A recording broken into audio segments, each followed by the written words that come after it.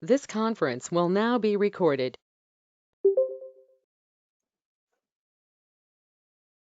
Good morning, everyone. Am I audible? Am I audible and can everyone see the screen?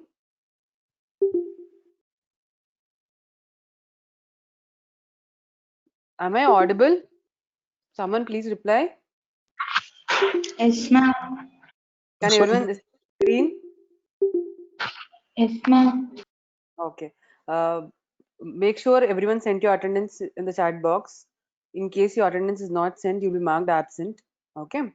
So now coming to topic for today is diabetes.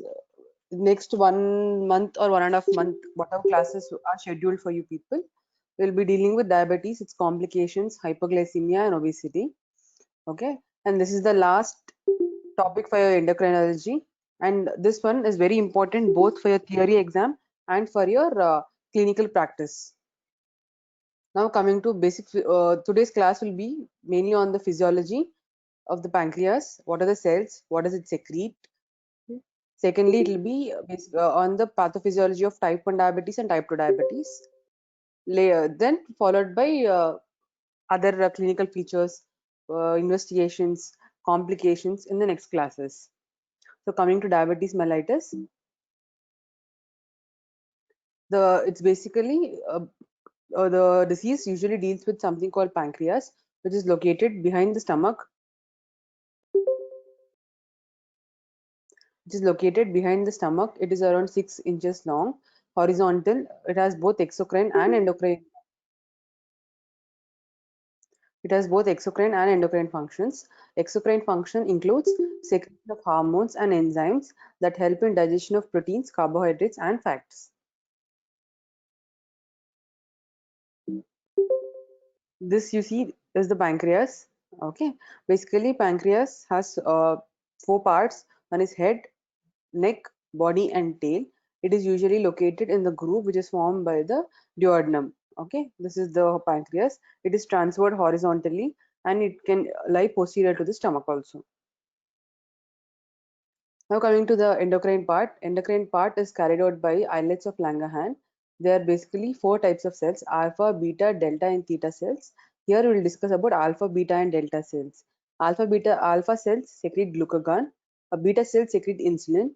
Delta cells secrete somatostatin. Alpha cells secretes in glucagon, which is mainly responsible for increasing the blood glucose, which in turn cause hyperglycemia. Then coming to beta cells secretes insulin, which will decrease the blood glucose, which in turn causes hypoglycemia. Now coming to delta cells secrete somatostatin, which alters with the secretion of glucagon, insulin, and growth hormone. Okay, I mean which decreases the secretion of glucagon, insulin, and growth hormone. It also decreases the secretion of gas. Coming to insulin, insulin facilitates transport of glucose across the cell membrane to be utilized by the cell. The major action of insulin is to reduce the blood glucose, increase the permeability of target cell membrane to glucose. I'm sorry with the markings and all, there's some problem with the PowerPoint, so I couldn't make corrections. I'll see to that next class, won't be any problem with it. Coming to major actions of insulin, it decreases the blood glucose, increases the permeability of target cell membrane to glucose. What are the main target cells? It includes muscle, liver, and adipose tissue. Okay, a few more points on insulin. The glucose is either metabolized or stored. In the absence of insulin, glucose is not able to get into the cell and it is excreted in the urine. Brain cells are not dependent on insulin for the glucose uptake. Okay, remember insulin actions are: one is you eat the glucose, that is muscle in the form of muscle which stores energy. Okay, or in the form of muscle which utilizes the energy. Storage is basically by liver. Okay, second organ or second thing responsible for synthesis is adipose tissue. Okay, and it is excreted in the form of urine by glycosuria. Other form of functions of insulin promote the conversion of glucose to glycogen, that is glycogenesis. Also inhibit the conversion of glycogen to glucose, that is it inhibits glucogenolysis. And glycogen is basically the form in which glucose is stored in the liver. So the insulin will promote glycogenesis and inhibits glycogenolysis. In short, remember that it will increase the concentration of glycogen in the liver. That is by inhibiting its degradation and increasing the synthesis. This is a table which will show in short how it will act. Okay, here I'll tell you about the carbohydrates. Later, I will discuss about the fats and lipids and proteins also. So, what will do carbohydrates, glucose, fructose, galactose? By many enzymes or by many cycles, it will basically cause glyconeogenesis and it will inhibit glycogenolysis. Okay, and because of the metabolism of glycogen, which was later converted into glucose phosphate, which in turn is converted into pyruvic acid, which in turn is converted into acetyl CoA, and it will enter the citric acid cycle. So anything which will alter the glycogenolysis and glyconeogenesis, which will cause increased production of pyruvic acid and increased lactic acid, which in turn can lead to ketoacidosis. That is one of the mechanism of your ketoacidosis. Okay. Second thing, coming to fats and lipids, it will cause lipogenesis. Then coming to proteins, insulin is always a anabolic hormone. It is responsible for your muscle buildup. Okay. Other functions: promote the conversion of fatty acid into fat, that is in adipose tissue, prevent the breakdown of fat, that is to prevent the formation of ketone bodies, stimulates protein synthesis, inhibit the breakdown of the proteins and amino acids. So the insulin is responsible for glycogen storage in the liver first. Second, lipid storage in the adipose tissue, prevents its breakdown. Third, it stimulates protein synthesis and inhibit the breakdown of protein and amino acids. In turn, summary, insulin will reduce the blood glucose levels, promote storage of glucose, increase energy production from other sources like glycogen, fat, or protein metabolism. Now coming to glucagon. Glucagon is produced and secreted by alpha cells of Langerhans. Glucagon stimulates the release of glucose by the liver. The effect of glucagon on the blood is it will increase the blood glucose level, which in turn will cause hyperglycemia. Glucagon is also secreted in response to hypoglycemia and stress. Hypoglycemia may occur during stress, exercise, and fasting. So, in turn, glucagon is secreted in response to hypoglycemia, stress, exercise, and fasting. Somatostatin. Somatostatin is a hormone secreted by the delta cells of Langerhans, secreted in response to hyperglycemia. It acts basically by interfering with glucagon and growth hormone actions. Always remember, in case of hypoglycemia, there are primary mechanisms and secondary mechanisms. Okay, so all these your glucagon, glucose, growth hormone, all are your rescue hormones. Okay, I'll tell you in detail later what are rescue hormones, but in short, remember, in hypoglycemia, your glucagon, growth hormone, and cortisol are your rescue hormones. Somatostatin has a hypoglycemic effect also. Here, what you see is insulin. Here, the pancreatic islet cells, and insulin is released by the pancreas. Same thing, food high in sugar stimulates insulin release. Lack of food inhibits the insulin release. So, coming to diabetes mellitus as such, diabetes mellitus, coming to prevalence, it is the sixth leading cause of death in US, third leading cause of death by disease, associated with many complications, out of which heart disease is the leading cause for diabetes. 65% of diabetes have hypertension. Risk of heart attack or stroke is 3 times greater if you have diabetes, and diabetes is the leading cause of: one is blindness, second is new onset renal failure. 50% of all people with non-traumatic leg amputation also have diabetes. Diabetes shortens the people's lifespan. It creates disabilities. It increases the economic burden. 12% of all the healthcare expenditure are for diabetic care and treatment. It is usually seen in all groups and all races. One third of diabetic are usually over age of 60 years. International Diabetic Federation predicts that the number of people living with diabetes will rise from now currently in 2011 it is 366 million, but by 2030 it is predicted that it will increase by 552 million. Top 10 countries in number of people with diabetes are currently are: India is in first place, followed by China, then United States, Indonesia, Japan, Pakistan, Russia, Brazil, Italy, and Bangladesh. In 2009, diabetes was the seventh leading cause of death in the United States. Approximately one in five healthcare dollars in the US was spent caring for someone diagnosed with diabetes. Now coming to as such, what is diabetes?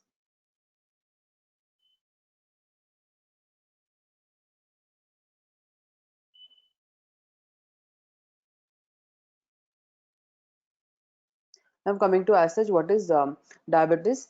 It is basically chronic systemic disorder characterized by disorders of carbohydrates, proteins, and fat metabolism. It is characterized by hyperglycemia due to there is absolute or relative lack of insulin or to an extent cellular resistance to the insulin. Okay, basically diabetes, there are two predominant mechanisms. One is there is complete or there is partial lack of insulin. Second thing is there is cellular resistance to insulin. Okay, so there is reduced or no production of insulin, ineffective insulin, or insulin resistance. Coming to types of diabetes, predominantly there are three types, but as such there are many types classification, which I will tell you in detail. So coming to the first one, that is type 1 diabetes, type 2 diabetes, and gestational diabetes. Type 1 diabetes, okay, in a metabolic condition in which the beta cells of pancreas no longer produce insulin is called type 1 diabetes. It is characterized by hyperglycemia, breakdown of body fats, proteins, and development of ketosis. Accounts for 5 to 10% of cases of diabetes. Most often it occurs in childhood or adolescent.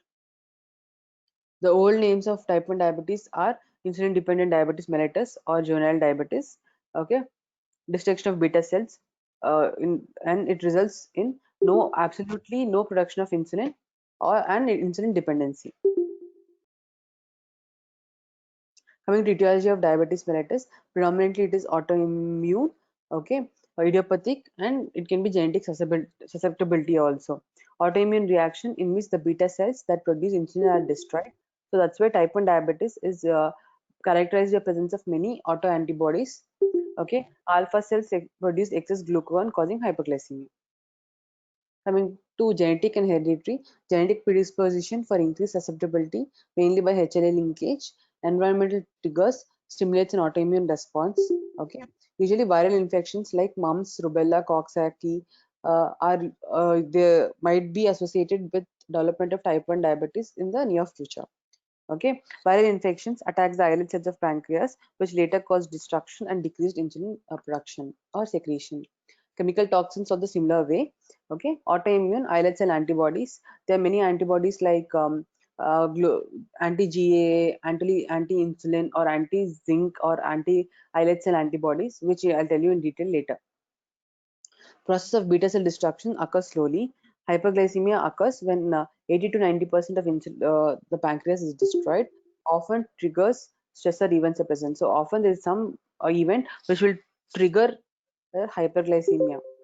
Most commonly is illness, or it can be any underlying health condition or worsening of renal failure or worsening of heart disease. These also can cause hyperglycemia or can cause stress in your pancreas and can lead to increased blood glucose. Now symptoms and signs of type 1 diabetes. Okay, coming to hyperglycemia, there's increased blood glucose levels. There are absolutely no insulin. Glucose stays in the bloodstream. What effect does insulin have on glycogen? Inhibits the conversion of glycogen to glucose. Glycosuria, that is glucose in the urine. Polyuria occurs because of osmotic diuresis. Okay, basically what will happen is in the plasma there's increased blood glucose, so there's increased concentration and there is difference of concentration between the plasma and the other compartments. So there is passage of fluid from the plasma into the other compartments, and it is leads to formation of polyuria, more amount of renal. Coming to nocturia, nocturia is urinating during the night. Okay, because there's a lot of polyuria and there's a lot of urine loss, the thirst mechanism or thirst center is stimulated and patient will have excessive thirst, and there'll be excessive hunger also. And since a lot amount of urine is lost, there'll be dehydration. Okay, remember type 1 diabetes, three cardinal features are polyuria, polydipsia, polyphagia, which in turn will lead to dehydration. Okay, and there can be glycosuria also, and there will be nocturia.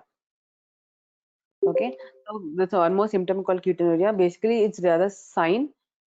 Usually, you can see by estimation of complete urine examination.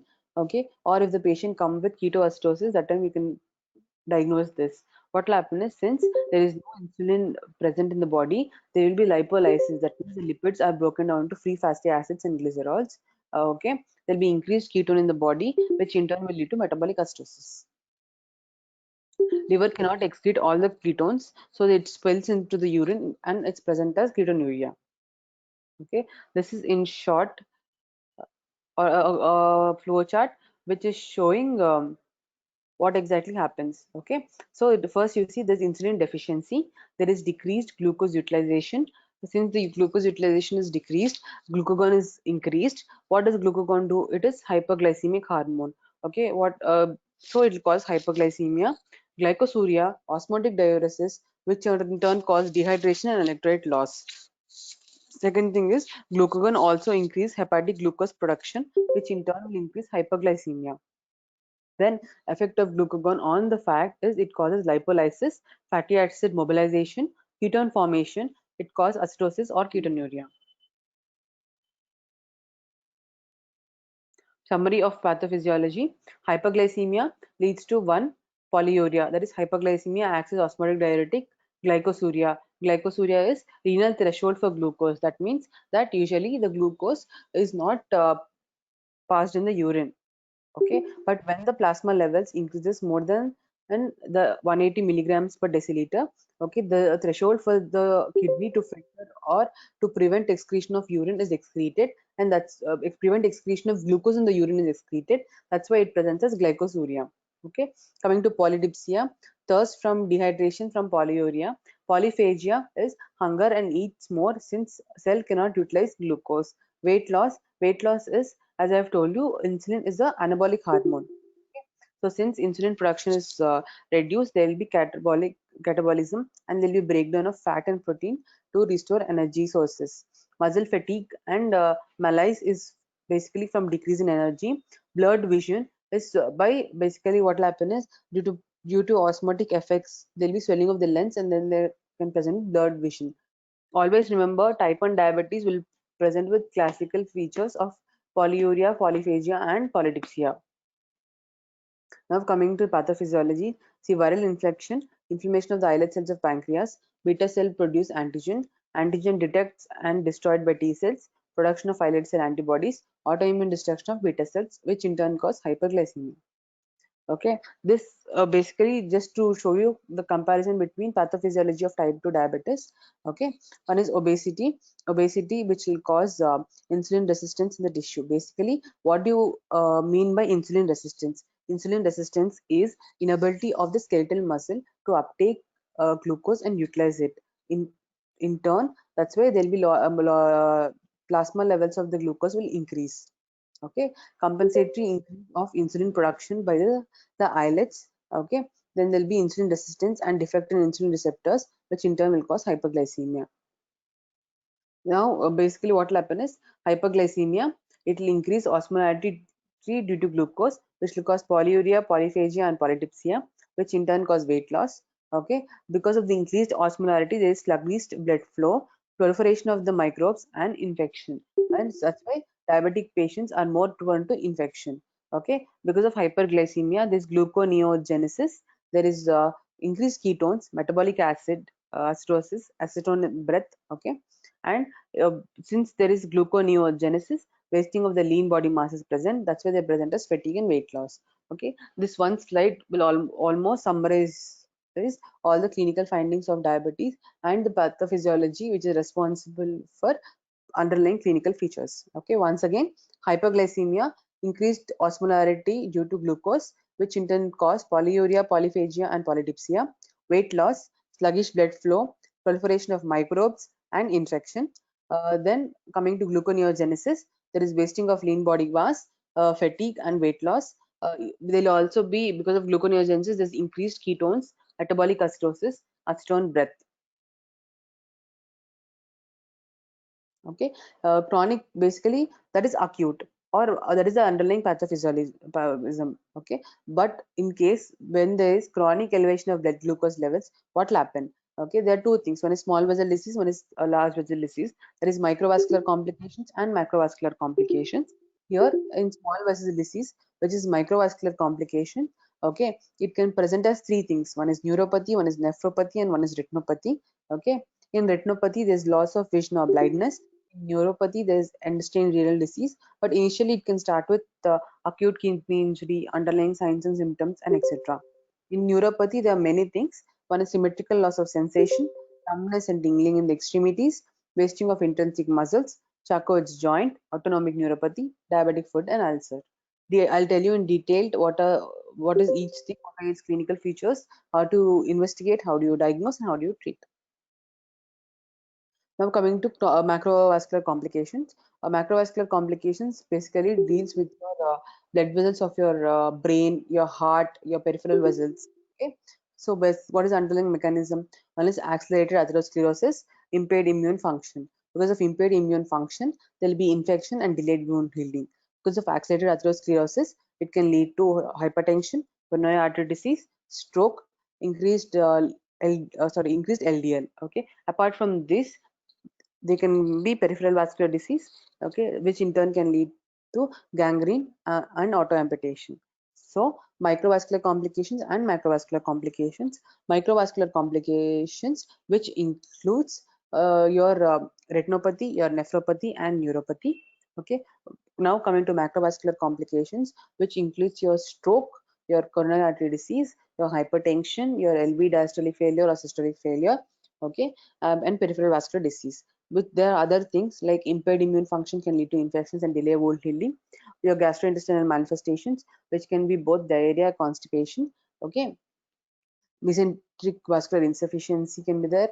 There can be abdominal pain and other things. And then coming to your genitourinary complications like repeated infections, nocturia, polyuria, as I've told before. Then there'll be skin manifestations, which can be necrobiosis fulminans, or it can be xerostomia or acanthosis nigricans. Basically, it's not xerostomia, it's xerosis, that is drying of skin. Then there can be your autonomic complications or autonomic manifestations, which presents as tachycardia, increase that is resting tachycardia, excessive sweating. They can present as chest pain. Okay, they can present as impotency also. Then coming your musculoskeletal manifestations, which present as Charcot's joint or stiffening, or there's something as a dish, that is diffuse idiopathic skeletal hyperostosis. Okay, all these in short I'm telling you, but in detailed or under what heading what will come, I'll tell you in the subsequent classes. Now coming to type 2 diabetes, basically it's a condition of fasting hyperglycemia occurring despite availability of body's own insulin. Pathophysiology is sufficient insulin production to prevent decay, but insufficient to lower blood glucose through uptake of glucose by muscles and fat. So basically what will happen is in the body there will be some amount of glucose produced. Okay, that amount that is which is produced in the body is sufficient and to prevent decay, but since the glucose is not utilized by the cell, it is not sufficient to reduce the blood glucose. Okay, cellular resistance to insulin is increased by obesity, inactivity, illness, and some medications.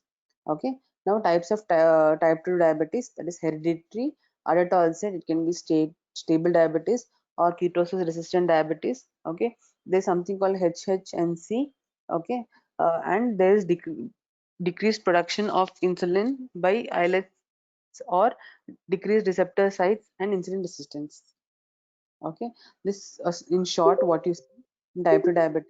Pancreas, sufficient insulin is secreted into the bloodstream, increased glucose load in the bloodstream,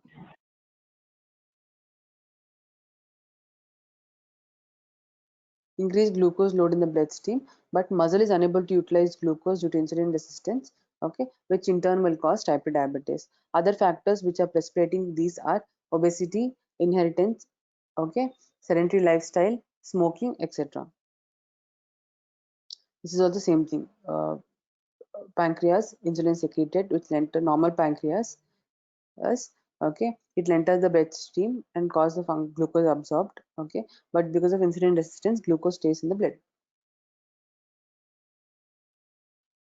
Type 2 diabetes, coming to the etiology.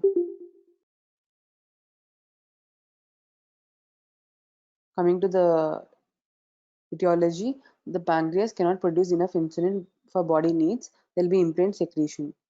Weakened beta cells due to overuse, thus that is by high glucose intake and insulin resistance. The target cells have decreased sensitivity to insulin. Okay, basically that's all for today. Remaining thing I'll teach you in the next class. So in the next class we'll deal about what are the signs and symptoms, or what are the clinical features of type 2 diabetes, how type 2 diabetes is presented, what are the underlying how do you diagnose, and how do you treat. Okay, so that's all for today. Remaining will I'll teach you in the next class. Everyone sent your attendance.